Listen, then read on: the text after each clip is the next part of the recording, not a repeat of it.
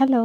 രാവിലത്തെ ബ്രേക്ക്ഫാസ്റ്റ് ആണല്ലോ എല്ലാവർക്കും ഏറ്റവും മടിയല്ലേ? എനിക്ക് ഏറ്റവും മടി രാവിലത്തെ ഫുഡ് ഉണ്ടാക്കാനാട്ടോ. ഉച്ചക്കത്തെയൊക്കെ എങ്ങനെയുള്ളതൊക്കെ തട്ടിക്കൂട്ടാം. പക്ഷേ രാവിലെ എന്തുണ്ടാക്കും എന്നുള്ളത് തലേദിവസം തന്നെ നോക്കി വെക്കും കേട്ടോ.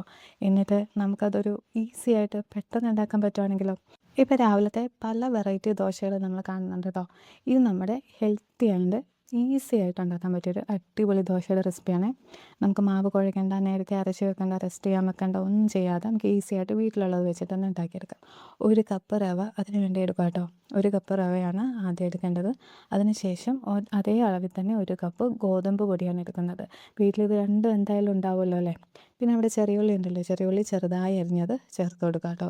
അത് ചെറിയുള്ളി തന്നെ ചേർക്കണം കേട്ടോ, അന്നേരമാണ് ഒരു സ്വാദ്. സവോള ചേർക്കരുത്, അല്ലാതെ ചെറിയുള്ളി തന്നെ ചേർക്കുക. ഇനിയും വേണ്ടത് ഇഞ്ചിയാണ് കേട്ടോ.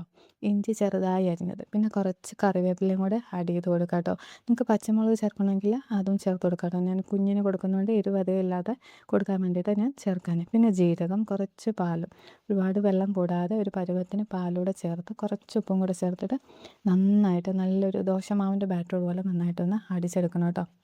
അപ്പോൾ ഞാൻ എരിവ് ചേർക്കുകയാണെങ്കിൽ കുറച്ചുകൂടെ നല്ലതായിരിക്കും. കറിയൊന്നും ഇല്ലാതെ തന്നെ നമുക്ക് കഴിക്കാൻ പറ്റും.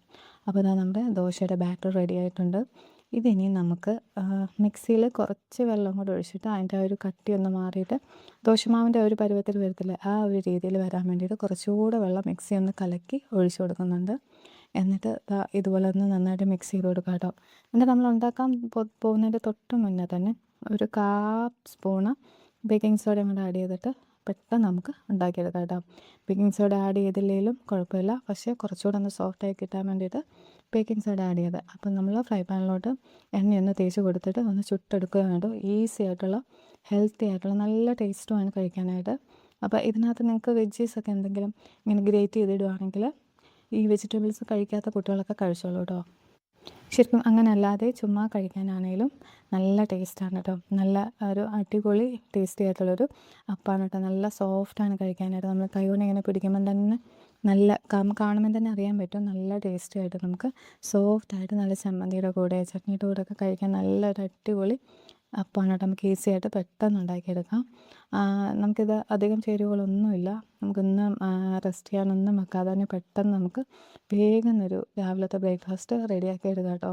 ശരിക്കും നല്ലൊരു ഹെൽത്തി റെസിപ്പിയാണ്. ഇതിനകത്ത് നിങ്ങൾക്ക് വെജീസൊക്കെ ആഡ് ചെയ്ത് അരയ്ക്കാം, അല്ലെങ്കിൽ ഗ്രേറ്റ് ചെയ്തിട്ട് അതും കൂടി ഇട്ടിട്ട് ചെയ്യുമ്പം അതും കൂടി ഇങ്ങനെ കഴിക്കുമ്പോൾ നല്ല ടേസ്റ്റാണ്. ഞാൻ വെജീസ് ഒന്നും ആഡ് ചെയ്യാതെ തന്നെ സാധാ നോർമലി ഒരു ദോശ പോലെയാണ് ഉണ്ടാക്കിയെടുത്തത്. നല്ല സോഫ്റ്റ് ആയിട്ട് കേട്ടോ. കാണുന്ന പോലെയല്ല, നമുക്ക് ഇത് കണ്ടോ, നമ്മൾ ആ ബേക്കിംഗ് സോഡ ഇട്ടേണ്ടതൊക്കെ ഇങ്ങനെ പൊങ്ങി വന്നിട്ടുണ്ട്, കുത്തുകളൊക്കെ കണ്ടില്ലേ. അപ്പോൾ അങ്ങനെ നല്ല സോഫ്റ്റ് ആയിട്ടുള്ളൊരു അപ്പം നമുക്ക് റെഡി ആയിട്ടുണ്ട് കേട്ടോ. അപ്പോൾ എൻ്റെ വീഡിയോ എല്ലാവർക്കും ഇഷ്ടമാവുന്നുണ്ടെങ്കിൽ ഒന്ന് ലൈക്ക് ചെയ്യണേ. അതുപോലെ തന്നെ സബ്സ്ക്രൈബ് ചെയ്യാതെ ആരെങ്കിലും കാണുന്നുണ്ടെങ്കിൽ സബ്സ്ക്രൈബ് ചെയ്ത് കാണാൻ ആരും മറക്കരുത് കേട്ടോ.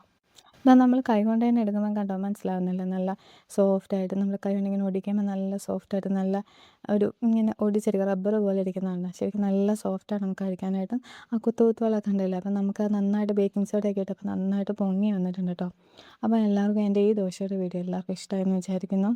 അപ്പോൾ നമ്മൾ ഇതുപോലുള്ള നല്ല ഹെൽത്തി റെസിപ്പി ആയിട്ട് ഇനിയും കാണുന്നത് വരെ താങ്ക്സ് ഫോർ വാച്ചിങ്.